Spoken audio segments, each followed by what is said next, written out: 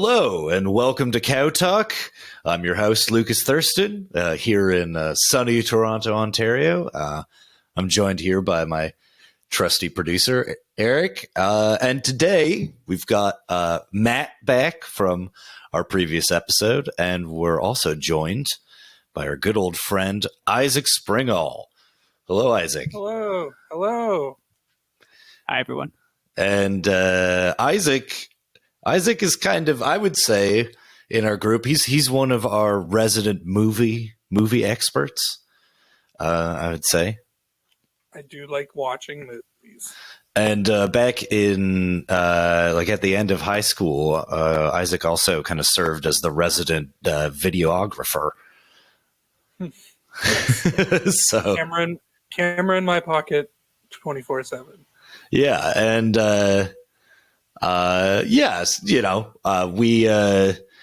we met, so just kind of like continuing on with our introductions that we did in our first episode. Isaac was a later joiner to the Cowco Inc. fold, but in no small part, though, in quite a substantial part, Isaac became very much a part of our friend group.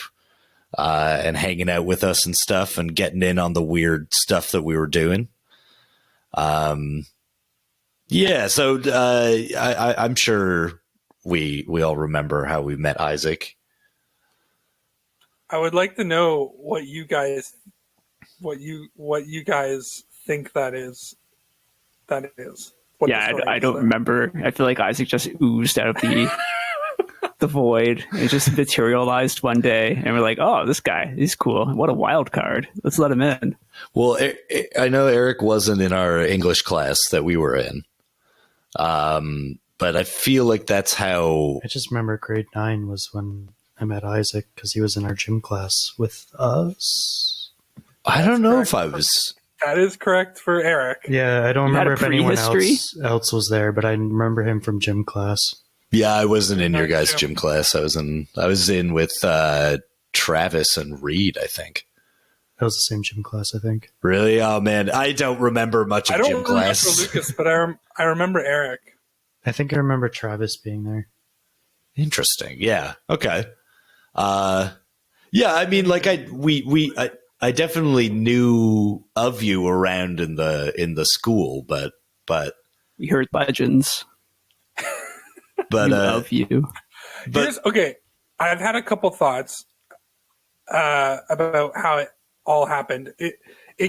I keep thinking it's one thing, and then I remember another thing and another thing. But today, when I was just setting up, I had the thought: who was at? There was a Mark Schubert birthday party, and it was in like a church. It was in the church by the library, I believe. Really? I don't. The Baptist church, yeah. And we played Halo and we watched Army of Darkness. I don't know if any of you were there. What a hilarious movie to watch in a Baptist church. Yeah, that's okay. If that's that awesome. If that does not involve any of you, then No. that is incorrect. Yeah, I definitely wasn't there. Okay. Scratch that if you want. The other thing is, was it that grade 11 English? Was it 11? That was the substantial meeting of us actually like around each other because we were in the same English class. We were sitting close to each other. Yeah. I remember being in the corner. I was in the back right corner. Yep. And you guys were like 2 or 3 rows to the left in front of each other. Matt and Lucas. And I remember I was the first 3 grades of high school, I was just such an observer. I was just never I was just a listener. I was just never wanting to take part in anything or really doing anything jokey. But then when I remember I started to see you guys crack jokes over there, and I was just very interested basically. And I was holy yes, That is great. I remember there was some foreign exchange in front of me. Do you remember that guy? Oh, was he from France or was he from Italy? Sebastian? Oh, yeah, he was French. Yeah. Yeah.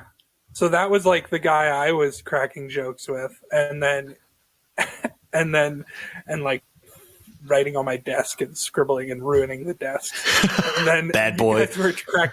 You guys were cracking jokes over there, like toward, I don't know, maybe some preppier people or something, and cracking wise. Well, and the class in general, just cracking wise about the class because that English teacher was a little bit kooky. Yeah. And so, it was basically the first, like, interest peaks. And then we, like, started to, when we did group projects, the Macbeth thing is, like, the ultimate event. It's a catalyst, for sure. It was a time where we were forced, I guess, to hang out outside of school to do a thing. Yeah. To work on a group project. Yeah. When did we start going to LAN parties over at Kote's place? Yeah, I think that's all grade. It feels like that was grade 11. Oh, but maybe not. But it might be grade 12. I literally have like the photos and stuff, and like I could look up a year, but like that would help. But yeah, it might have been end of grade 11. Yeah. But yeah, working on the final project for English, which was supposed to be like performing a scene from Macbeth in class, like a little drama presentation. And we asked if we could do it as like a video. And she said yes, surprisingly enough. Exactly. Way easier than actually giving a performance. It's like easier because you can do it over and over again, but it's probably a lot more work. Like we actually like had to schlep out to a park and bring props and costumes and try things over and over again and yell at each other. Yeah. Whereas people probably were like, we'll rehearse this right before and then we'll perform it, guys. That's like, true. We're not going to meet up outside of school for this. We're going to be doing this during our period, and then like we hope we nail it on the day. Yeah, probably. But we're like, can we like revise it afterwards? Oh, okay, we'll do that version. Well, and I remember the idea we had was that they were going to it was like Star Wars themed. They were all going to have lightsabers, and Macbeth was Darth Vader. And so we were going to, everyone's holding, for the most part, everyone's holding bamboo sticks, flailing them around. Except Jesse with his hammer. Yeah, exactly. Thor's hammer. Yeah, the big, I think it was like a 12-pound hammer that he had built himself, that when he brought it down on the bridge over the Nith, it just went like gong, vibrated the whole thing. Shook. And yeah. Reed as Macbeth in his Darth Vader helmet, but still wearing his rugby like practice uniform, so like shorts and a black t-shirt and like long socks pulled up. He starts running away from Jesse flailing his hammer with actual fear. Yeah. Oh, don't forget the chicken wings as well. Oh yeah. Sitting in the band shell down at Paris Optimus Park, tossing chicken wings aside, doing a monologue. Yeah, that was Lions Park, actually, wasn't it? Oh, Lions Park. Oh, yeah, my. Yeah. For as much planning I said we put into this, it felt very much like we were making a lot of shit up on the fly. Like, why are you dressed like that? Like, I don't know if we were all just like, that's fine, or if it was just like out of convenience is why. Well, he showed up like that, and so it had to be like there was nothing we could do. We have a wardrobe department. Can't do a quick switch. No one had pants they could give him. It made it hilarious. Yeah, it does add a level of bizarre, like Vader with skin exposed look. Yeah, and this is our Macbeth, or is that our Macbeth? Yeah, he was Macbeth, and Jesse played Macduff, the righteous Macduff, slaying Macbeth. But we also, in grade 11 English class project, had squibs. We had blood packs. Oh yeah, I think that was probably Kote's. Yeah, that was Kote. Yeah. Oh, that was so great. It was so genius. I remember the little pump and a little tube spraying very light colored blood. And how blood. When Reed, very 70s, when Reed stabs me, I bled all over. I like tilted and I accidentally bled all over his shoes, which were white, so they kind of got stained pink. I love all the I remember like all the shots that have bleeding in them. Like we linger on them for so long because we're like, can you see it? Okay, now we can see it. And so we're like, okay, we'll cut now. Yeah. And we didn't have we couldn't redo that shit because we just destroyed that bandstand thing and destroyed the bathroom. The bathroom. Yeah, it was my scene. Yeah, poor man. He filled the place with blood and we couldn't clean it up. So we're just I guess that's the take. Yep. I remember the raw footage is Lucas was in a wig, I think. No, I think that was just my hair. Or maybe it was. Oh, Corey. Matt was in a wig and Corey was in a wig. Oh, someone had the fro. I remember we were kind of you're dead, but and you're bleeding out, but we're kind of whispering, roll over so we can kind of see it more. So they're dead on the ground for a while and then they roll still. Yeah. To expose the blood. It's rigor mortis setting in. But yeah, that was huge. And the best scene was when we had the idea of having Jesse slamming the hammer down onto Macbeth and shot it in a way that's from the side looking up at Macduff bringing the hammer down and having Macbeth jiggle and then spraying the blood up each time. Blood upwards, yeah. And then I remember the hammer got all covered in fake blood, so it slipped out of Jesse's hands at the end. But you made it slow motion, so he hammer, and then it looks like he drops it and then looks at the blood all over his hands. It was pretty sweet for what it was, and we aced the project, and it saved Kote's grade. He was totally going to fail English. Yeah. And I remember he was like, oh my God, thank you guys. It's this. He was so jazzed. He still owes us to this day. Oh yeah, you know it. Yeah, I remember my scene in the bathroom. We drenched that bathroom full of blood, the entire floor. And I'm lying there in a dress because I'm Lady Macbeth. In a wig, this scraggly, unbrushed wig looking back. Like a witch. Wasn't very, lying there in a pile of blood. And then a father and a son walk in who are just park goers looking to use the washroom.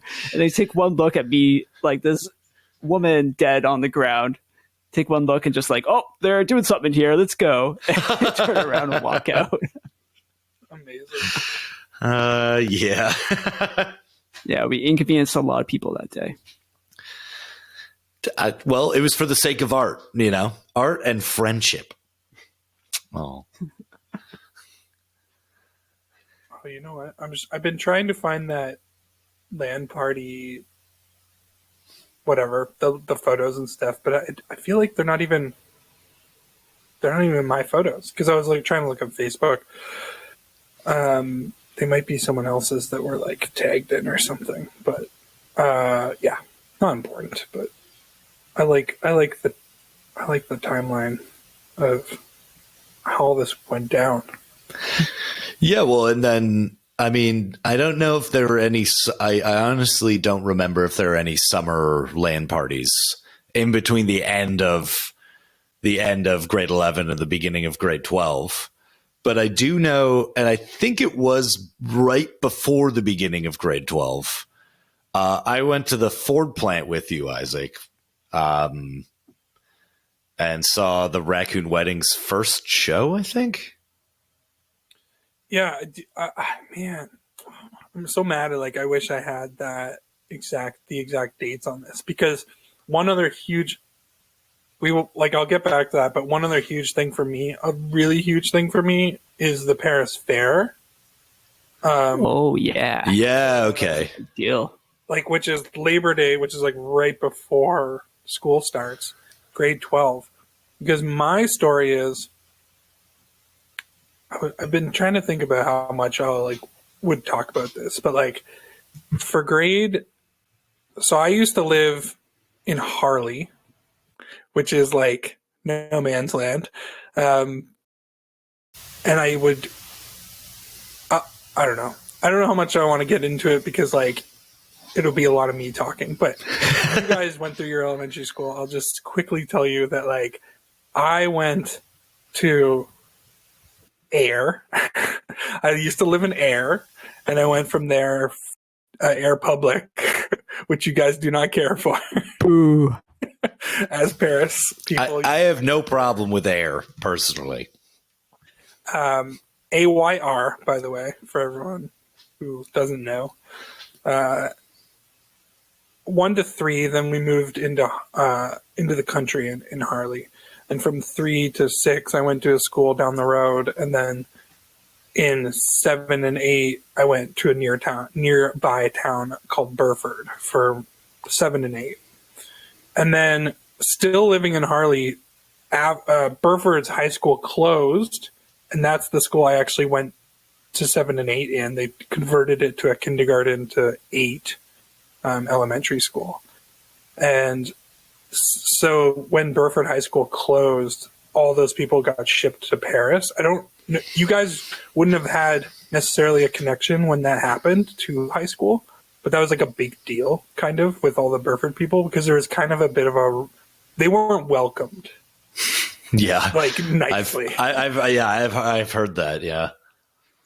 There's a bit of a tiff for a while, I guess, but yeah, so like we would literally get bused from like my country home into Burford, and I'd have to get on a transfer bus to Paris. There's like 2 buses to get all the way to Paris High School. God. And that was for 3 years. Well, for the first year I probably did it, and then a lot of the time, since my brother was a couple years older, he was starting driving. So I got driven a lot, which was nice, to high school. And then I was able to drive, so I drove into high school. But my main point is that for the first 3 years of high school, since I lived in Harley, I still hung out with my elementary school and like country friends, which involved like people like Tyler Ferguson and Wes Parker and the Stewart boys, Matt and Chris, and Jake Bennett, I think. Yeah, and so like I hung around them all 3 of those years, and basically all we would do, like our hangouts for lunch. Every lunch we would go to the caf, eat lunch, and then go to the library and kind of terrorize the library. Like just have, and that's where like I started to have my camera out, and she would be like, "What's that camera? Don't put that camera." And I would start filming her and stuff. And then what happened was that's when like in grade 11 the like Macbeth stuff happens in English, and then what really solidifies it for me is Paris Fair, whatever, 2007. Because what happened in March of 2007, I think that timeline works out. Yeah. March, we moved to Paris. We make the move. Become full converts from Air to Paris. You finally become parasites. Yes. So like for the first couple months, like for the rest of the months of grade 11, it's like I hang out with my friends, but they're living in the country now, you know, on their 2 buses home to, out in the country. And I just walk home from school because I can do that now. And I don't really know anyone. And if I want to hang out with people, it's got to be really arranged, right? Because like people have to like either come to my house after school and then get picked up, or we're on the weekends we got to arrange rides or something. Yeah, so organize play dates. Yeah, basically. So it becomes a little more difficult. And then I remember the Paris Fair. It was literally me doing my high school volunteer hours.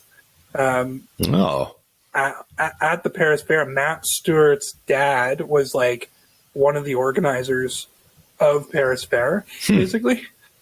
And so we were both like, we want to get our volunteer hours. Can we just volunteer there in some way? And so we were doing like dishwashing for the big dinners and stuff. And I got like a free pass for the entire week. And so like every night that week, I like going there every night. And then one of the nights I like ran into you guys. Like there was a crowd of you guys. And I have like a video. I was just watching the videos because like I have the videos of what I ran into you guys. And we were just hanging out. And yeah, that was like, to me, there was a moment in the very first, I think the first day of grade 12. And it sounds really horrible, which is why I don't love talking about it, but I don't really care anymore. But like in grade 12, I remember sitting in the caf on our normal lunch in the cafeteria with the normal crowd of people. And I was just like, do you remember like there used to be like ice cream truck that would just pull up in the parking lot? And I do, yeah. The ice cream truck, a rare occasion. The Eskimo, or what was it, like Eskimo Joe? Yeah, is it Eskimo Joe? Yeah, you're correct. Yeah. That's I remember. not I think PC. No, not no more. This is a small town Ontario, people. Yeah, and we didn't make it up. That was just a business name. I think for the first day of school, or maybe the first week or something, we're like, oh, you can go get it ice cream out in the parking lot. So I was like, I think I'm legitimately like planned this. So I was like, let's go check out that ice cream. And so we go out to the parking lot, and then I'm like, oh, those guys down there in the soccer field, let's go hang out with them. Let's go see them. I want to go see them. And so I brought my crew down there for like the first day of school. just like And lost. then it was like, day after day, I remember just like going down there, and then like there would be one less of. Yeah, I was just like, okay, I'm here now. I'm coming here now for lunch. Wow, it's amazing how premeditated that was. Like, you had this plan in mind. I had no It was idea. only like a week before, the Paris Fair happened. I was just like, that was funny. I want to hang out with these funny guys. it was the draw of the weirdos, because I can't quite remember if it's in the first episode or not, but we would hang out down in the soccer field away, like outside of the high school. We never really got to the high school. Yeah, so The high school, so yeah, like our high school PDHS, it's pretty big. It had probably about 1,100 kids in it, and as Isaac was saying, like as amalgamation was happening in Ontario, small town high schools were getting closed down, and so then you ended up having like all of the small towns around some central area going to one high school. So it was a real mix of like people, like kids from town and then kids from the country. And I would say it was pretty like cliquey in some regards. Like you had some pretty definitive groups of people, like skaters and punks, and then like the scary kind of white gangster dudes that were like seemed like they were criminals. and then also equally as scary were the good old boys with their big tall trucks and like, you know, hunting caps and stuff, you know, like they were really My people. big raised trucks and stuff, and squealing their tires in the parking lot. So, you know, to stay out of trouble, we stayed down in the soccer field, basically rain or shine, and hung out there. Partially because of Matt's older brother. I think, like, my brother James. Yeah, he was he's athletic. And by association, we hung out with him and became athletic as well, to some degree, hanging out in the soccer field, which was kind of a strange pairing because I don't think that we were really aligned that way. No. Speak for yourself. But we did, like, a lot of the people who hung out with us were also on the rugby team. It was just the boys' rugby team in Paris for many years had not won anything. So I would say, like, it was a group of weirdos. We were like a group of weirdos that kind of fit together in an interesting way. Like, you know, and it was just very eclectic clique group. Yeah, and it was safer to just stay outside than stay inside the school. Like let's just not even deal with that shit that's going on in there. Makes me wonder if there's like a group of jocks inside who are like watching us resentfully for taking up the whole soccer field. Just like, that should be ours by birthright. Well, weirdos have it instead. They should have come and pummeled us then. Yeah. But yeah, I mean, I think Isaac felt the draw of the weirdo. I did. Yeah. I did. Because throughout high school, I progressively became more tech oriented, tech knowledgeable. I don't know what I was before. I liked television shows or something. But I remember it was Matt Stewart who really introduced me to tech TV and a lot of tech stuff. So I was like leaning nerdy creative. So yeah, the draw to the weirdest in the soccer field was quite strong. Like a Jack London novel, The Call of the Weird. Yeah. But yeah, I mean, we, because I remember being excited because I was at the point where, like, I'd been doing acting in like Paris for some years, and I was thinking, like, oh, I want to be an actor. I want to go to Ryerson for acting. And then the more that I was thinking about it, I realized I thought about plays more like films, and I wasn't really interested in theater, being in a theater anymore. And I was much more interested in the idea of filmmaking. And so then I remember meeting you and you being really down with that. And it was just like, oh yeah, like this seems like a logical fit. And then like, I remember, I think it was Kim Bogema that was like, oh, you should come to the Fort Plant with us.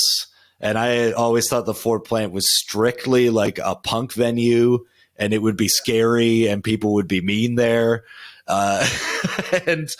And so I was like, well, fuck it. Like, what, might as well go just to see. I mean, if Isaac's going and it's his brother's band, it seems like maybe it won't be. Did you know that beforehand? I think you told. I somehow I figured out that it was. I think Kim knew or something, but I knew that it was your brother's band. Yeah. She was like, "Oh, they're like a ska band," and I was like, "I don't really like ska, but I don't know, sure, whatever." And then not ska, very much like all cool indie rock bands of that, you know, mid 2000s era. And so, yeah, it just kind of like when you came down the hill, beginning of grade 12, it kind of made sense because we were like listening to that music and and Matt and I had been making weird music as well I already. think there needs to be some context said about going down the hill. So our soccer field / football field is just like this giant dip. So there's a giant hill at the back of the school where it just leads into the soccer / football field. So that's just why he said down the hill. Yeah, it's true. And there was a track surrounding it, right? The track went around it. Oh yeah, there was like / track and field stuff too. Yeah, so yeah, we were just hiding this big old basin on our lunch hours. And then Isaac hanging out with us meant that he was like filming everything, and we started filming various projects, lip sync videos, and stuff like that. Probably too much. It is very much like this like documentary style stuff where it's just like we did produce some things, like, but not a ton, but like it was literally just me document everything all the time. And like literally like the videos, like I'm looking at them right now, are just like I just would name it like at school day blah blah blah, at school day 2, at school day 3, and it's like it's not what happened at school, it's just what happened in the field this like 30-minute period. Yeah. But then it eventually became like, yeah, things outside of school and things produced for school. But it is this nice little like time capsule of a year, like a whole school year, like pretty much, at least through my eyes, and like what I was up to. But yeah, it's I don't know, it's pretty cool. I also found the videos of the timeline of events, kind of. Oh yeah. So it seems like the LAN parties were. So it kind of starts with in grade 11 in 2007. We had our first like in school LAN fest, like LAN party thing. Like, oh yeah, projectors and shit. That was awesome. Yeah, that was amazing. That was the first time they had done it, and that was in like June, grade 11, and that may have brought a lot of those people together to put that together, like Kote and all of us who are slightly interested in games and AV, to hook that up. And then it looks like later that summer, August or something, we had like a Kote LAN party. So it would have been Macbeth, LAN Fest, LAN Party, Paris Fair, and then the rest.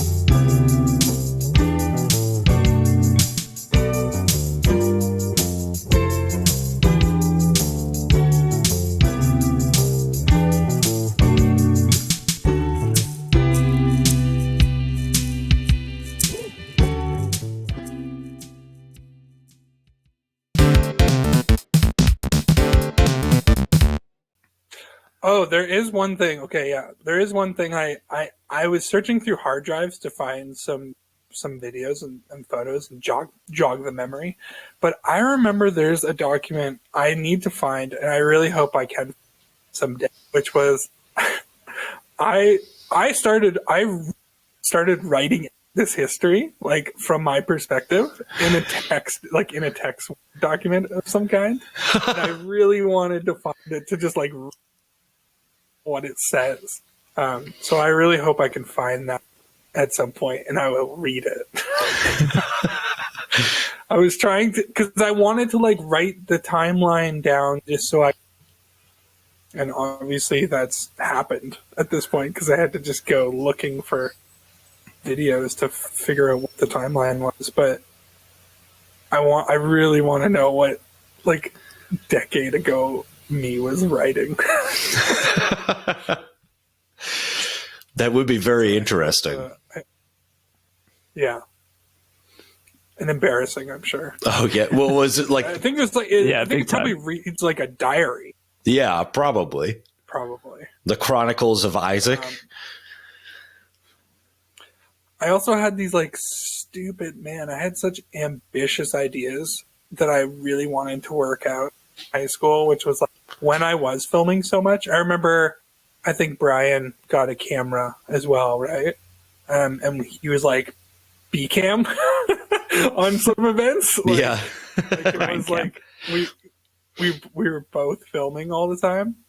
And I, like, once he got into the mix with a camera, I had this, like, it was like, I wanted to, like, have everyone film things, like, throughout the high school and, like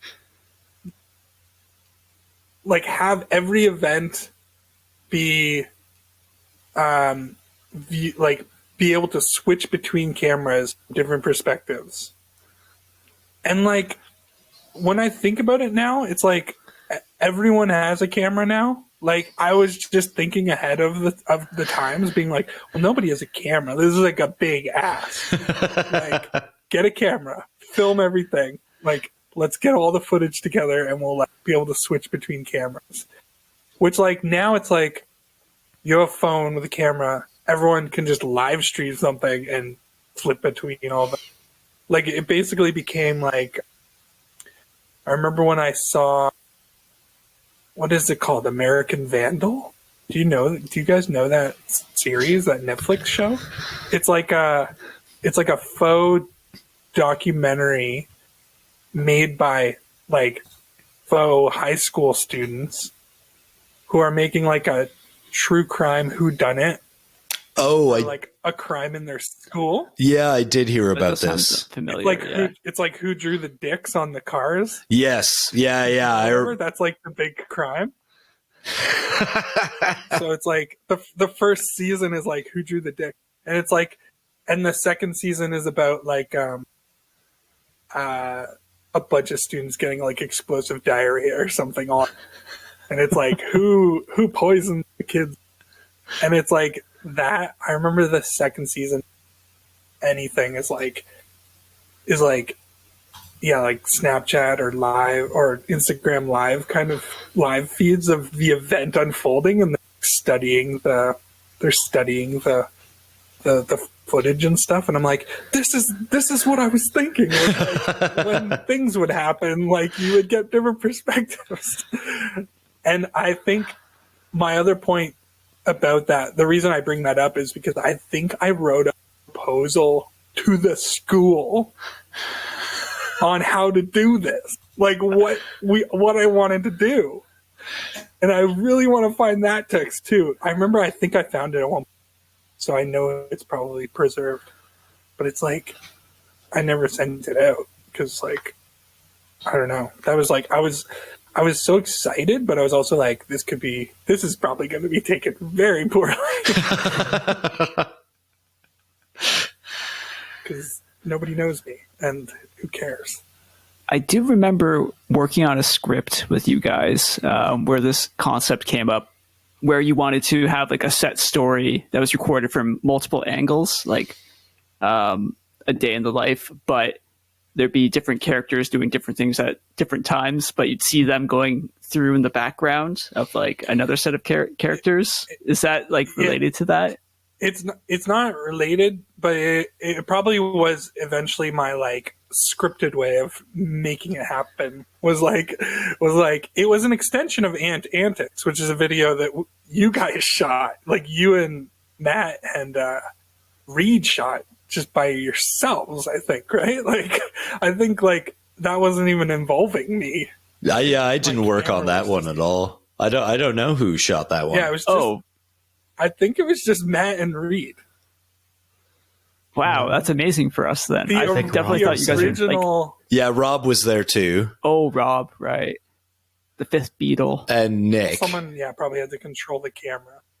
Yeah. I think he was filming, that's why. Yeah, so what it was when we tried to do episode 2 or whatever of Ant Antics, this video, which I'm sure we'll talk about more, sometime. But like, what it all came from, I know what, which was, I was trying to emulate a Kevin, like, cinematic universe of characters.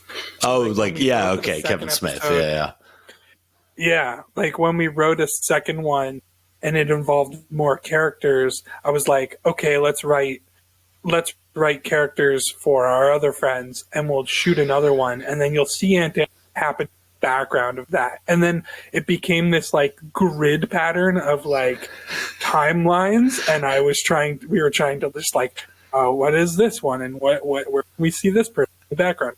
I don't think any of it was made, but I honestly think I might have a piece of paper where it's written still too. Like, keep so much crap. Cool. Rockin' Chrononauts a lot of the time. Yeah, that's true. Yeah. Oh yeah, timeline game. Yeah. I mean, the rock and roll mockumentary script that we wrote had a lot of that same idea of like something happening and seeing the other character going on in the background. Like you could always see like the things that people are going through happening somewhere else in the shot. I remember that always being a part of that like, which is just kind of fun because you could have like background. You could also do background gags while someone up front with the camera is talking very seriously, which is like, always fun to do. It's like really serious conversation up here, and then something hilarious is happening in the background. I think we were always into stuff like that. Yeah. I have the script of that. Who printed that up? I gave it to you guys as like yeah, a gift one year. Yeah. I have it on my office shelf here. Yeah. I wrote once I went to film school. I was like, I'll write this in proper script writing format, and this will be a good gift because it was just all a weird Google Doc that we were emulating script. But yeah, I printed it out and binded it for you guys. Oh, it's beautiful. Thank you, Isaac. That was also the year that we started going to like movies in giant groups of people as well. So we went to see.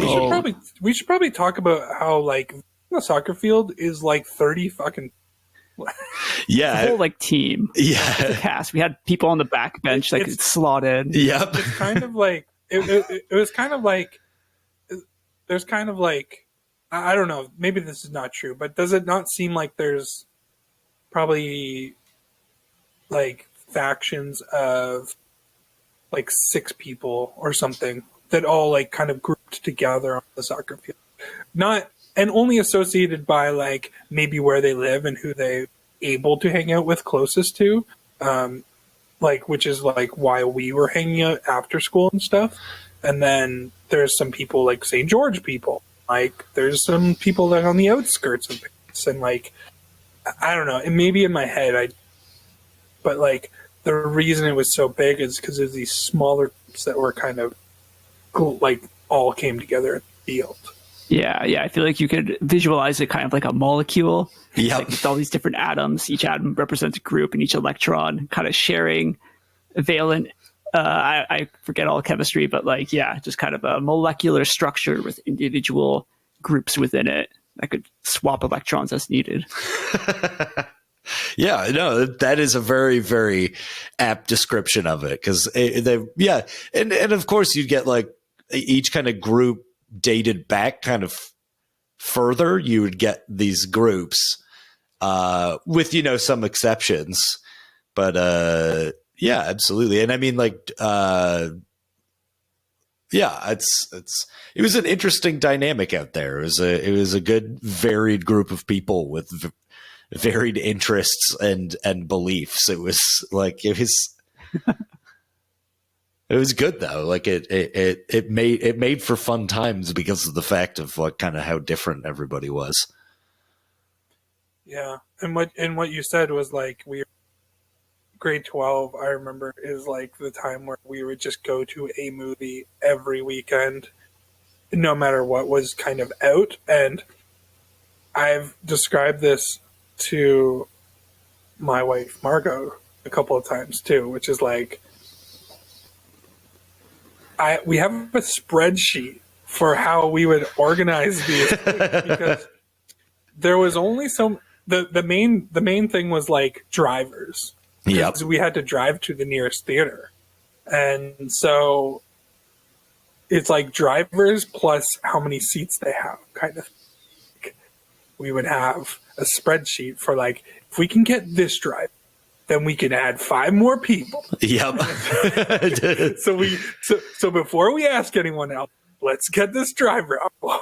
Yeah. And it's like, and that literally, like, once we add that person in the spreadsheet, it opens up like 5 more spots. It's like, okay, let's start inviting people, but not too many people. Yeah, because the only if they all say yes, then we're out of seats again. The only movie theaters in Brant County really are in Brantford. And then if you wanted to, and at that time they only had an old Cineplex Odeon, like a much older theater. It was still like a Cineplex, but it was like your original Cineplex Odeon. It wasn't like the big kind of modern theaters today.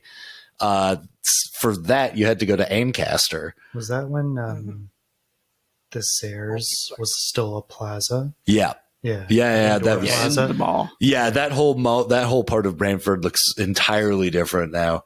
But it was the old Cineplex Odeon and Linden Park. Yeah, Linden Park. No. It wasn't. It wasn't. Something that was called the good mall. Brant Commons now. It's called Brant Commons. It might have been named after the road before. That's King George Road? Yeah, it was like King George Mall or something. I can't remember. Might have been, yeah. I remember that, like, starting in grade 12, that thing had basically become a theater, a bulk barn, and a grocery store. Like, there was nothing else left. Yeah. Like, the theater was like sustaining the bulk barn. Well, that's because there was a Walmart The bulk there, bar was directly across. and then the from the Walmart theater. closed, so... And they moved just, like, to a separate building. Yeah, because the Walmart initially had been inside that same mall. Yeah, and then when they moved, it just started killing the mall entirely. And that Cineplex Odeon, I remember the last days of it. It was pretty, like it was an old theater. Right? There's signs of that, but I loved it. I miss it. I don't think we, like, in grade 12, we didn't go to the new one because it would probably had to be constructed over a long time. Yeah, the new one wasn't even a thing yet. We only really went to the old one. And it's like where we saw some pretty big movies. 300 and Dark Knight we saw there. Dark Knight, yeah. When they premiered. Dark Knight. Yeah, Dark Knight was huge. But I also know that from comparing some of the movies to 12 and what Margot would have went to in grade 11, which would be the same year, like, her living in Toronto is like our movies are such a joke when I look at my ticket stubs. Oh yeah, I mean, because like we weren't getting like the art house like crap that only plays in Toronto. No, of course not. Watching like friggin' When Comes the Night or what piece of shit Joaquin Phoenix movie was, or like I don't know what else did. Oh man, Rambo. We watched like the 4th Rambo movie, and it might have been just the 3 of us. Well, because that was such a funny movie. It was so horrible in so many ways. And we were just laughing our asses off. And the only other people in the theater were 2 old biker couples. And they were none too pleased. You could tell because we were just laughing the whole time. People getting liquefied. And we're just like, oh no. Yeah. Yeah. I mean, we would just go to the movies because like we're nowadays I hear about these people that is so strange, which is just like people who go to the movies and they're just like pick while they're there, like what they want to. We were just not show up. We were not quite that, but like we didn't have a lot of options. It was like a week pretty much, and it was just like, or at least one that we would be vaguely interested in. Yeah. And so it's like we're going to that, and then for all the big ones, I remember we would specifically go to Ancaster because, like, Yeah. I don't know. I guess we roped in people into thinking like there's a quality difference there, which there was, but that was far more occasional because I know we saw Dark Knight in Brantford because I remember the theater like owner or director, like the manager, he actually came out and introduced the movie. Like he was so excited about this big showing of people because there's a lot of people there, not just us, but we had a large group of people. And Tyler started singing the 60s Batman theme over and over and over as he was trying to get through his opening thing. And I think we were like, Tyler, shut up. And yeah, he kept going. The crowd really joined in on that. Yeah, the crowd was very rowdy. It was a very rowdy crowd of people very excited for a Batman movie. I do remember I used to wear a Tilly hat at the time, like one of those fishing hats or whatever. And during that movie, maybe it was Dark Knight, maybe it was something else, but we'd use it to fill up popcorn because you used to get free refills, dump it into my hat for some gross reason. So I have this popcorny, sweaty hat that we were eating out of, or at least I was, and then go back and get more popcorn, just keep refilling it because you have a pit, right?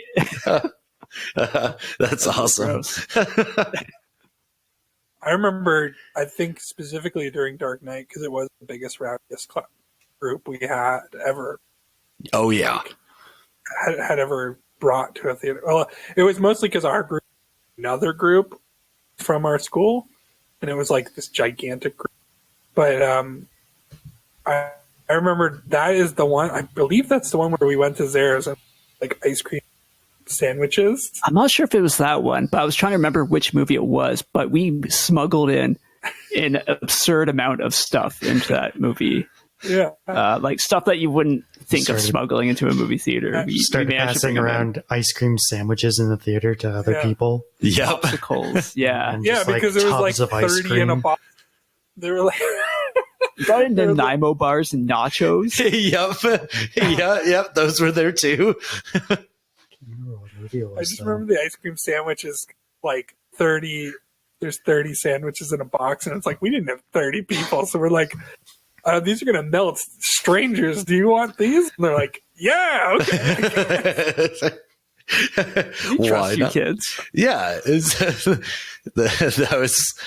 Yeah, well, that was one of the beautiful things about that Cineplex Odeon was that the teenagers that worked, doing the tickets and all of that, where you'd enter into the theater, they did not give a shit at all.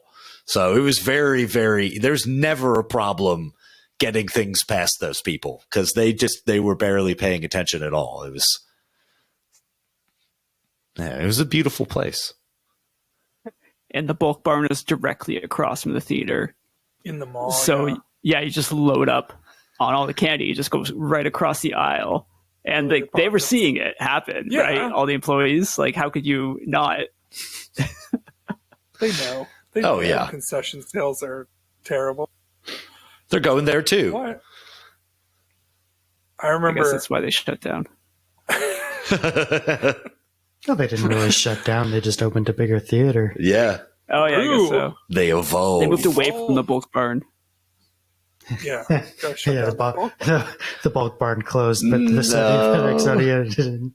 Poor sweet bulk barn. I remember specifically we went to Ancaster, at least for two movies in my, which is, one was the first Iron Man,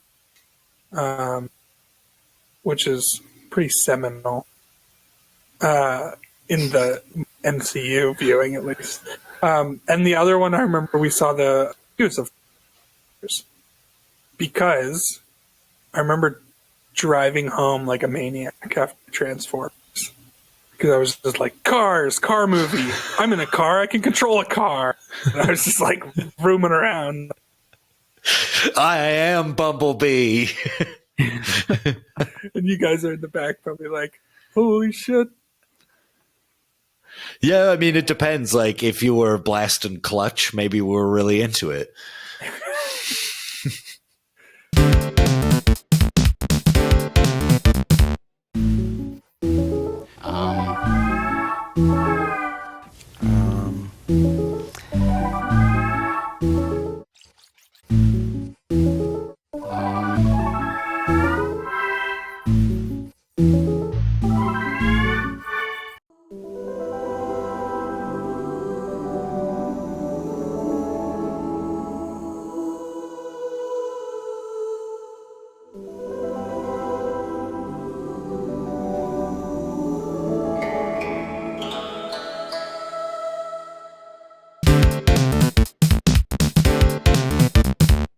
Lucas, I have a question. Yeah. Where does Fantasy Flight come from? It comes from this poster right behind me. When I was, That poster? I don't know. Okay. It is a random poster. I looked up the poster company whose name is right down there. But it's just like a random poster company from the States. And when I was working at Poster World here in Toronto, which is like an old, it was like an old Yonge Street kind of classic store that sold many posters from all over. And so I ended up working there for a month, getting paid under the table, and had like one day off in a month. And but I got like access to posters before anyone else could, or like know where the hidden posters were. I met a pretty cool dude. Sorry, you worked there a month? Yeah, but yeah, but it was just like a summer job before second year. I know, it's like I feel like you had so many stories. Yeah, I will get into the stories from Poster World one day, because I saw many a strange thing there. It was a whole learning experience for a small town boy in the big city. but I got you. Yeah, I remember the one thing I remember you talking about that place is that you hate that jump song because you would hear it all the time or something. Which jump song? Van Halen? No, the like jump. Oh, yes, House of Pain. Yeah, because they'd play because it was the Edge, and they play House of Pain at 12 o'clock every day. And then they play it probably every hour and a half or 2 hours. That stuck in my mind. Anyway, go ahead with your... Yeah, so like I was able to get this crazy Kate Bush poster and awesome Beck poster for like the Mixed Business single, like a tour poster thing. And then I found this guy, and I was like, oh man, that is hilarious. Jet flying up a rainbow with Fantasy Flight and kind of like a neon script, 80s neon script. So I just named my whole thing after that. Even though it's also the name of like a massive company that I think owns Wizards of the Coast. Yeah, I was going to say, are you aware of the game company? I am, yes. And I say, too bad, game company, because I make music and we don't really, don't we're parallel. So I think it's okay. Fantasy Flight Records. Or, see, I could shorten it always to just FFR. And then it's cool. Yeah, also a Shuggy Otis album. Oh, maybe. That'd be cool. Song. Yeah, I think so. I have to look that up. They make some... they make it... Like, I have some of their... They make, like, shit like Arkham Horror, Mansions of Madness and stuff. Yeah, none of that is sanctioned by Fantasy Flight Records. So, it's kind of a pain. You should just... All you have to do is write music for the game soundtrack. Yeah, that's true. And you can be like, hey, do you want to pay me for this music?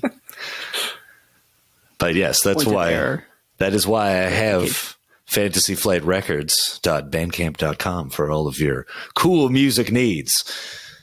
I'm going to go right now. Oh, boy. I honestly, was it that you sent me? A sound was it? I was sending you my SoundCloud. I was SoundCloud. Yeah. I listened to a bunch of that this week. I made sweet love to that. Oh well, some of my music is made for that. Earlier on, I did briefly mention the Ford plant, which was a pretty awesome all ages venue in Brantford, Ontario, that lasted for so many years, and it, I did host some pretty awesome bands over the years. Like, Arcade Fire played there very early on. The Sadies, I know, played there. Blue Rodeo once played there. But then, a host of other independent bands. So it was a cool place that we could go, and we started going there in grade 12. Partially because Isaac driving, though there's another friend of ours who's driving too. Yeah, and we had association through Isaac because his brother was in kind of the house band of the Ford plant. Yeah, I was gonna say too, like my history with it. You mentioned earlier the scary punk, and I remember my brother when he was in, I can know what grade, some high school grade. He like early high school grade, he had a punk band called Homeless Gnome. Oh yeah, and they premiered in the parking lot of Burford Foodland, and so they had a singer, and that's where my brother got introduced to that venue, which is he would go there, watch punk shows, play. That's where he first played punk in his punk band. And I remember one time, if he was in like a low to mid grade in high school, I would have been like in grade 8. I don't know how old I was, but he took me once. That was actually my first time going, like with him. Oh wow! Earlier. And it was fucking scary to me. Like it was a fright. I was clinging to him because I didn't know anyone, and people were drinking and. Yeah, it was because it did start out as like more of a direct punk venue as well, and it kind of morphed over the first couple years or 3 years, I think, and then it had changed. But it still did do punk shows, it did noise shows, it did kind of every kind of show, but it did change into the main nights being more like indie music oriented. Yeah. So like my first time was going. Yeah, the first time back, which like the only draw to me was older, so it was probably scary. I was like going to see my brother's band, so I was like, I'll go again for him. And I'll support this band too. And then like you guys, you Lucas, Kim, and I think TJ, all at the first show. And yeah, we met up there, and I was like immediately like, okay, this is better group, safety in numbers. Yes, that's what I felt too. But then I remember reporting back and saying to like Matt and Eric, like, oh man, this place is actually pretty cool. Like the music was pretty cool. Maybe we should start going more because there's not a lot of live music happening in the small town of Paris, and Brantford for the most part had some like pretty gnarly punk venues where it was not a place that I would necessarily want to go to. No, not so much. Yeah, so it was, and then once we started going there, it was like the music.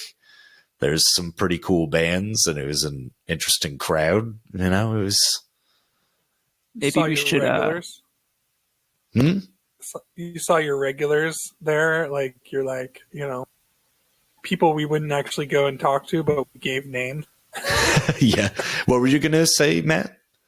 Oh, I was thinking maybe we should describe the geography of the Ford plant, just to maybe color in why it was a little scary, and also like give a little bit more context. Because, when you say a venue, some people might think, oh, like a solid venue, like it's put together well. They're trying to keep this building from falling apart, but the Ford plant was the opposite. Yeah, that is very true. So Brantford at the time still like the old Main Street still had both sides of it standing. Now the south side of is it Colburn? Yeah, the south side of Colburn Street got torn down basically at the same time that the Ford plant died. That was the death knell of the Ford plant in and around that time. But when we were really going there in high school, it was this old Main Street of really nice old storefronts, but very run down and kind of rough. And there's maybe shady things going on in some of these old buildings. And there's like a gnarly punk bar that's on this strip, and then right beside it was the Ford plant on the corner, which is this little storefront with a door that you would enter in the side and a room that would maybe house 30 people, 40 people safely-ish. It was just like a room like an old, almost like the front of an old house. But it's this old, small storefront. It was this tiny place that would get packed to the gills with teenagers, just, going nuts for whatever kind of music is playing. It didn't really matter all that much. But yeah. So it's downtown Brantford, especially as night falls at that time, could be a little bit scary because there's gnarly characters coming out of these old, boarded up buildings. And to provide context, that street was used for a scene in the Silent Hill movie, and they had to make it look nicer. Yes, they did. They cleaned it up. And they took like boards away, made it look like there were more stores that had been there to close down as opposed to just nondescript shuttered things. When my parents first moved to Paris from Toronto and going like, it's the safety of the small town life. And they go to Brantford, they get like a babysitter for me, and they go to Brantford to watch a movie at the Rainbow Cinema in the Brantford Eaton Center that effectively killed the downtown of Brantford in the 80s and then also kind of died. But the Rainbow Cinema was still there, and so they went to go see a movie, and as they're walking down Colburn Street, the main street of Brantford, a guy, like a biker, Hells Angels biker on a motorcycle, is driving up the sidewalk. And they just have to get out of the way for this guy driving up the sidewalk on his motorcycle. And then they look at each other and wonder, like, where did we move to? Like, what is this town? So, I remember also seeing like a trash caravan once. Like some older, maybe like middle-aged people, larger folk, riding on like a scooter, pulling a small trailer behind them with some other large folk sitting in them with like trash bags. And these two of them drove around down the middle of the street, drove around the Ford plant and past us, this like caravan of people in garbage bags driving slowly in the middle of the street, the main street. And it's like 10:30, 11, on a Friday. So yeah, the Ford plant, if you didn't go there and experience it, you might assume if you're from the next town over that it's equally as terrifying as anything else that happens in Brantford. I feel like I was largely blind to like all that stuff that people would talk about, unless it's just not sticking in my memory very much. But like, you're remembering things, and I just don't remember any shady shit as much. Like, I remember being told about it, so I was aware. Like, I was like on my, I was on my toes, like looking for it. But nothing stands out to me that was super scary or horrible. I also didn't spend any more time to any, but yeah, well, we didn't really wander outside of like the block radius, really. And there's a safety in numbers thing there. But yeah, there was some people I knew who got mugged in like a park nearby. Yeah, don't go to the parks. Yeah, don't go to parks at night. What are you doing? Well, and I know there's stories about like the Cowboy Bar and the Jamaican Bar that were very close to each other. There'd be like problems there, So Brantford's certainly, I think maybe a little bit more troubled, but maybe the same nowadays. I'm not really sure. But yeah, so but we were in a safe pocket, like, and the people who ran it were good people, and I think knew how to keep it relatively safe. Yeah, I think there's like during shows there was such a people in the streets, people inside vibe. Like, I don't think anyone in that block radius is even wants to go through there. It's not convenient. There's too many people everywhere. It's like, Yeah. I'll just skip that one and I'll. But I mug somewhere else. Yeah.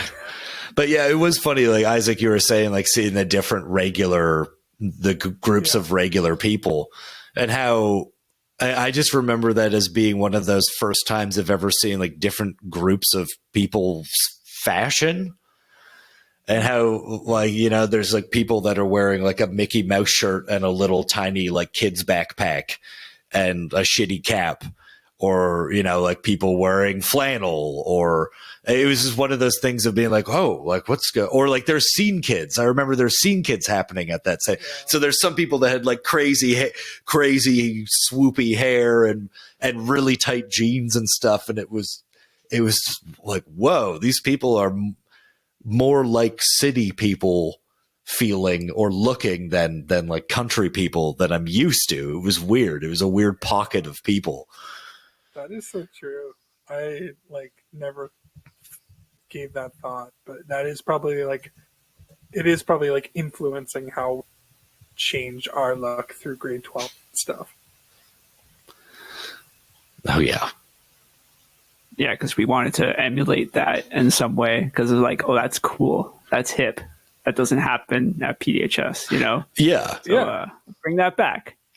But also in a way, I think like we were kind of dressing odd already. Like Matt, you had already worn suits to school before having gone to the Ford plant. And in grade 11, I started wearing like paisley shirts and corduroy shirts and ties. So I don't know what the hell I was doing. Yeah, and so then it was a lot of fun. It was funny kind of going there and being like, whoa, wait, what? Like there's also people that almost seem like us, but they seem to know what they're doing. It seems conscious. Intentional. Yeah, exactly. As opposed to just kind of being weird. But it was, yeah, I think we got very lucky that we had a place like the Ford plant that we could go to. Totally, yeah. No parental supervision, but still there being some like adults there to make sure that things aren't getting too fucked up. Yeah. I think trying to think about, and I don't know if this is true, like, I think a lot of the things we're saying could be fact checked regarding the Ford. But I feel like, at least during our time, and I think we would have heard about it, but like I don't remember any like huge.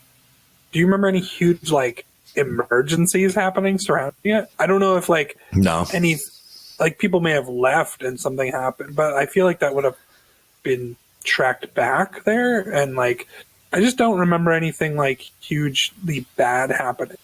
So it's like it's nice that it was a safe space to kind of do whatever you want. But like everyone was smart enough to just like not get too fucked up and like not fuck it up for the rest of us. Well, also like the police would certainly in the past had frequently been called there on noise complaints. So like they had some kind of relationship with the police and were under scrutiny because it's like a small town, and so like even Brantford, the small city. Teenagers having fun obviously means like it must be bad. So the police weren't all too friendly to the Ford plant. So I think like, yes, there was definitely drugs happening, weed smoking, I'm sure, probably some ecstasy and drinking, but not for these boys. But not for these boys, not at that time. Not until later. So we were clean. We were there for good, clean musical fun. And the camaraderie of live music, but yeah, high on the friendship. Yeah, I think for the most part it was people wanting to keep the thing alive, so you could get rowdy and get a little crazy, but no one wanted to do anything too terrible because we didn't want to let this precious thing go away. And we knew how quickly in a small town stuff like that can just be like, nope, fun police here. No more of that. So. Yeah, there's always a current of respect that was seemed to be common amongst the people who frequented. Like you didn't want to lose it, so don't abuse it. Oh, well, I mean, Tim Ford was like the cool guy on campus. Everyone wanted to be, friends and talk to Tim Ford. And when Raccoon Wedding Raccoon Wedding played, it was always like huge turnout, and they were like worshipped there. Like it was a huge thing whenever they played. So yeah, I mean, we did have reverence for the people that were running it, because it was very cool that they did that at all, and took on kind of the massive risk of doing something like that for a bunch of idiot teenagers. It also should be mentioned that, I mean, this goes along with that fact, which is that I'm pretty sure it was like non-profit. It was just like paying off rent and shit. Paying off rent and paying the bands whatever they could. It's for the love of the art. Yeah, it was $5 cover, essentially, like for every show. If that. I remember one of my favorite experiences there was when Tokyo Police Club played, and they had just kind of like hit it bigger, and they had played at the Ford Plant some years, like I think a year before we had gone.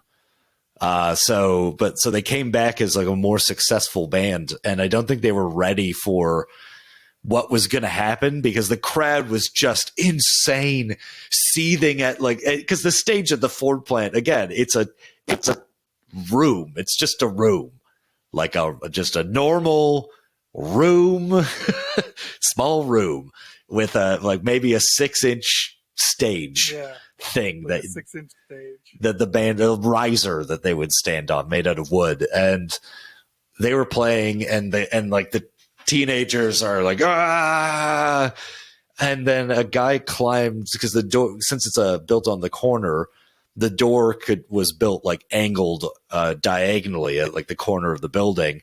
So there's this little kind of over top thing in this mini foyer that jutted out, and some guy climbed on top of it and then jumped down into the middle of the stage while the band was playing. And they're just like, and that guy just runs back into the crowd. Like, and there's like people sitting up on the old mantelpiece of the covered over fireplace, like people going up the walls on parts of it. You just don't see that kind of a thing.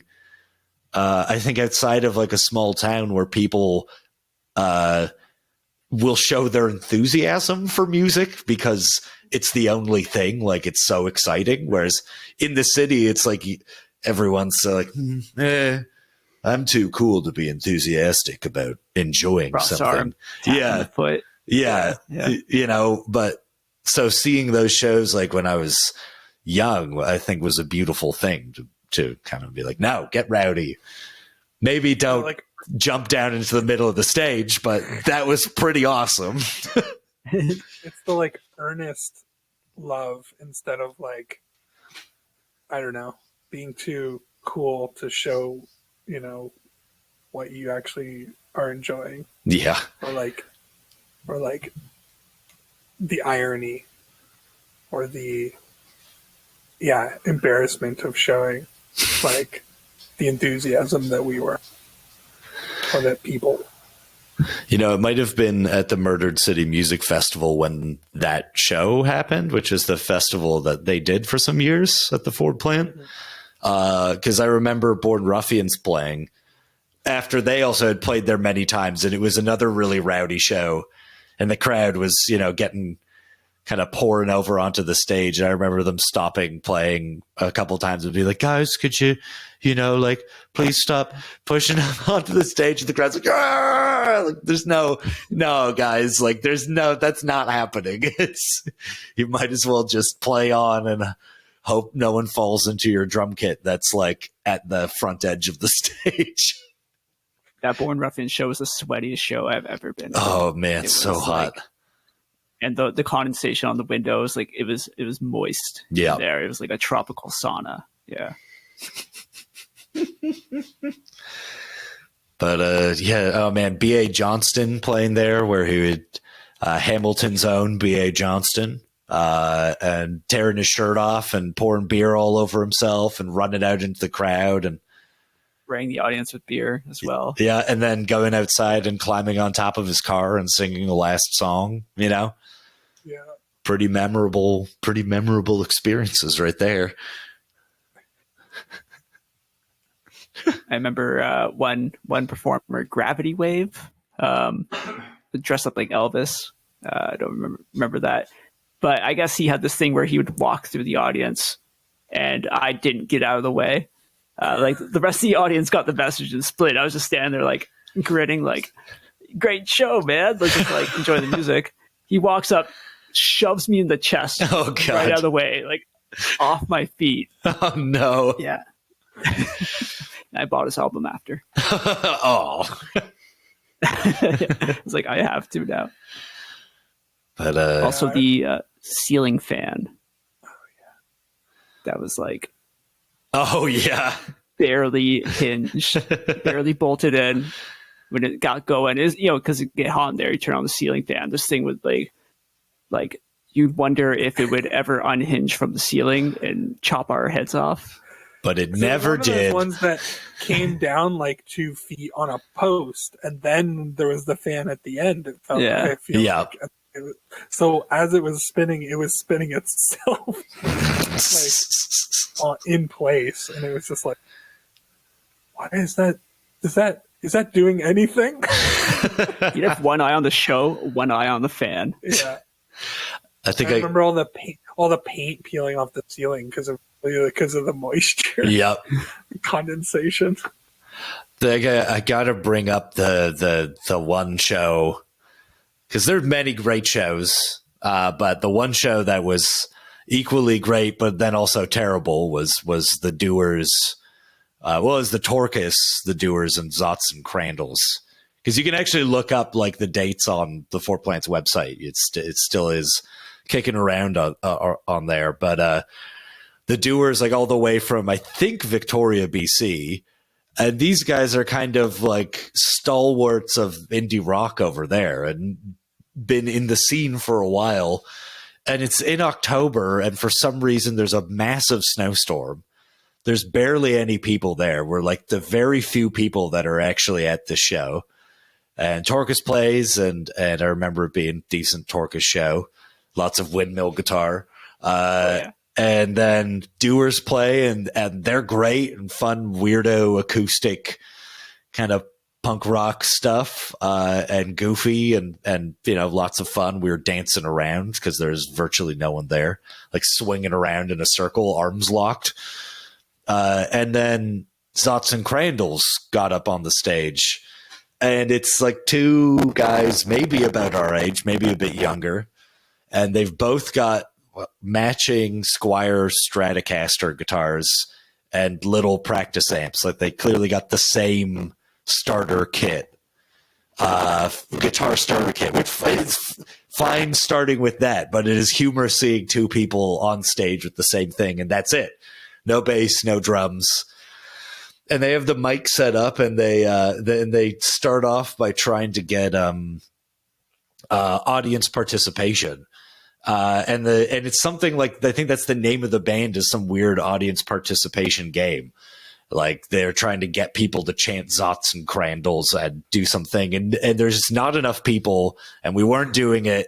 And so they kind of were like, oh, okay, well, we're going to start playing our song. And so they turn on their guitars and then start playing, Taking Care of Business, like laboring through the opening of Taking Care of Business. And I think they restart a few times before they get to the singing. And then when they get to the starting the singing, there's like a little bit of trying it. Oh, everywhere. And then they get, and it's just really awkward, really tense. These people trying to get through the beginning of Taking Care of Business, and it's not working. And it doesn't seem like it's some Kaufman-esque comedy bit. It really seems like it's two teens on stage just dying in front of like legends of indie rock from BC, and in a room with almost no people. And I remember the drummer from the Doers leaned over to me at one point during their short, show, in this first couple minutes of them doing this. And he's like, "This is the strangest show I think I've ever seen in my life." And then, continuing to fail the song. And finally, one of them gives up. He puts his guitar down and he walks off of the stage and he leaves. And the other guy's still there and he tries like a little bit. And then he also just turns around, turns off his amp, and is like, "Okay, that's it," and gets off the stage. And I remember and that's the last show of the night. And like scattered, little bit of clapping. Yeah. And then, yeah, so very like strange, anticlimactic and awkward end to this snowy night. And I remember we're outside briefly before we left, just kind of talking. And the one guy that had stayed on stage, he was still seemingly around, and he came over to us and was like, "Oh, hey guys," like, so kind of getting into our circle. He's like, "So how would you think of the thing?" It was pretty okay. And we were like, "Yeah, it was good." Like, I still wonder about those guys. Like, what was going on there? I hope they kept practicing. They just had a huge fight right before. Maybe they were comedy geniuses. Maybe it really was like the most genius comedy bit of all time, but probably the worst show I've ever seen. Like, that is it. Nothing can top, especially when they start playing Taking Care of Business. Like, what? Was that the show where like the cops showed up in the background and they were trying to play through it? Like, there's like police in the background, like in the window. Oh, maybe, yeah. There's something happening, and there's like sirens blaring, and they're like looking back. They're like, "Well, we're gonna keep playing." Maybe just taking care of business. The whole thing was just tragic and beautiful. Yeah, so I was really happy when I was able to find the Four Plant website and just see like, oh, there's Zots and Crandalls. It was real. It wasn't a fever dream. Yeah, you guys have such a good memory of what you saw. Totally oblivious to what we saw, because I was like, I have a weird history and relationship with music. Like, I just don't. It's not something that I throughout my childhood seeked out in any way. It was like whatever my brother owned and listened to. That was my entire music library and knowledge, and like that's what I look back on and have nostalgia for. But like, me actually seeking out really started with you guys, and started with the Four shows, where like I was going to Four shows and I would do this. I think we all kind of did this, but it was like, I'm buying something, like the cover fee, but also like we have to bring money because we're going to be buying something. Like, I was buying something every, and I still have this like collection of CDs that are just like, you can't find some of these like, oh yeah, these bands anywhere, music anywhere. This weird collection of music that I was like, this is the start of musical personality, I guess. and then it would like, whatever you guys were into as well, like Sloan and stuff stands to me. Oh yeah. Like, I just went hard into Sloan because you guys were into Sloan. Like, yeah. And three-chord rock. I knew a bunch of, I know a bunch of Sloan. And like, that's what happened with a lot.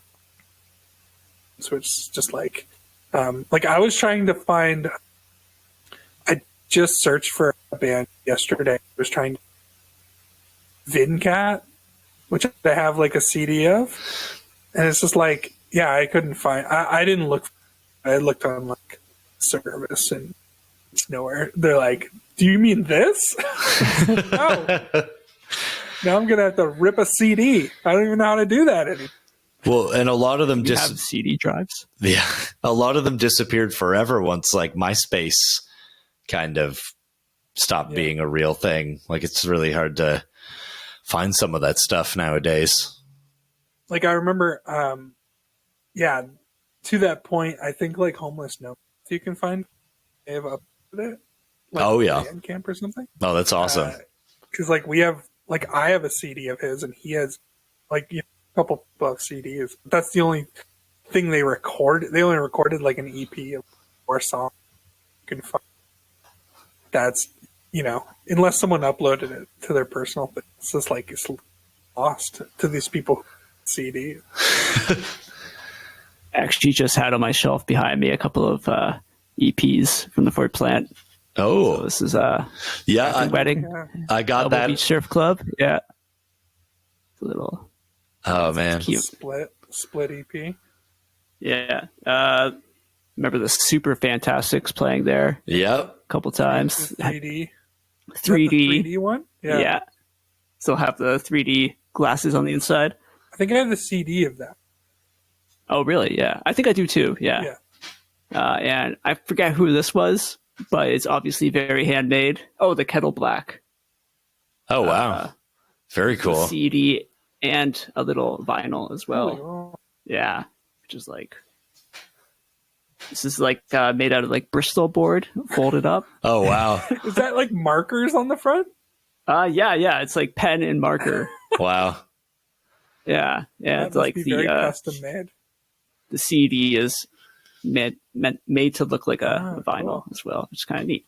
Yeah, it's like these homemade little indie things. Like this never made it to mass production, obviously. Yeah. And then some more popular ones like Born Ruffians, right? Oh yeah. Yeah, nice little time capsule there.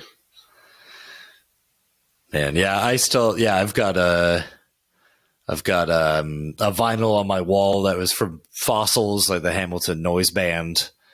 And I remember when I was first listening to it, I got to a part where like it started repeating over and over and over again. And I finally looked at the record and I realized it had like infinite grooves at the end of each track. So I'd been listening to 3 minutes of like a groove just repeating over and over and over again. You can get cool stuff there. Very, very interesting bespoke music that we got from that.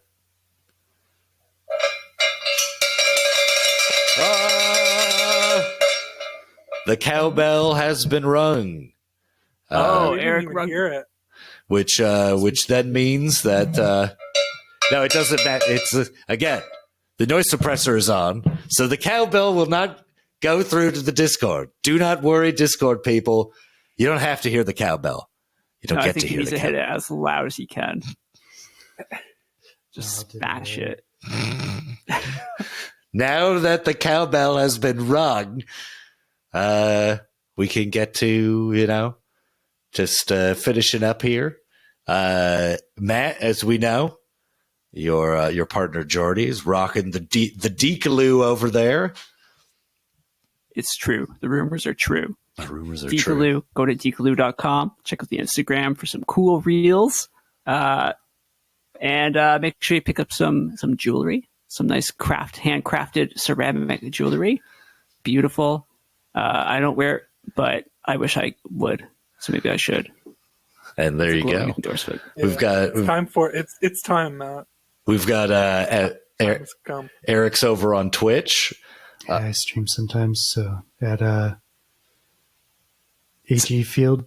So yes, AG Field at Twitch. And Isaac, do you got anything that you'd like to plug at all? I don't at the moment. I was trying to think. I'm like, no, I don't. There's nothing. There's things cooking. There's things in the works. Oh, Isaac's got things cooking. From my wife, not from me. But I'm helping her. But I will advertise that in the future when closer to release.